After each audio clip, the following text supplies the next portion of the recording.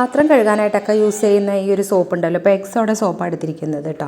അപ്പോൾ നമ്മൾ പുതിയ സോപ്പ് തന്നെ വേണമെന്നില്ല. നമ്മളിതുപോലെ സോപ്പ് നമ്മളൊരു ബോക്സിലിട്ടിട്ട് നമ്മൾ യൂസ് ചെയ്യുമ്പോൾ അത് ശരിക്കും പറഞ്ഞാൽ അലിഞ്ഞ് ഇതുപോലെ വെള്ളം പോലെയൊക്കെ ആയിട്ടൊക്കെ ഇരിക്കും.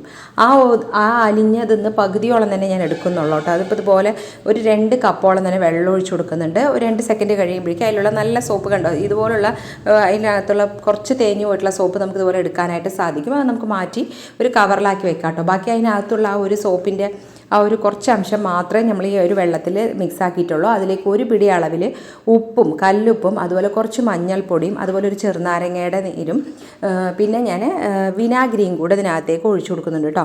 ഇതെല്ലാം കൂടി ഒഴിച്ചു കൊടുത്തിട്ട് നന്നായി തന്നെ ഇതൊന്ന് മിക്സ് ചെയ്തെടുക്കുക. നന്നായി ഒന്ന് മിക്സ് ചെയ്തെടുത്തതിന് ശേഷം നമ്മളത് ഒരു ബോട്ടിലാക്കിയിട്ട് നമുക്ക് ശരിക്കും പറയണമെങ്കിൽ ഇപ്പോൾ ഈ ഒരു കുറച്ച് സോപ്പ് കൊണ്ട് നമുക്ക് ഒരു 2.5 ലിറ്ററോളം തന്നെ നമുക്ക് പാത്രം കഴുകുന്ന ഡിഷ് വാഷ് ലിക്വിഡ് നമുക്ക് വീട്ടിൽ തന്നെ ഉണ്ടാക്കിയെടുക്കാനായിട്ട് സാധിക്കും. അതിനായിട്ട് നമ്മൾ മാർക്കറ്റിലൊക്കെ ഒരുപാട് വില കൊടുത്തൊക്കെ വാങ്ങിക്കില്ലേ.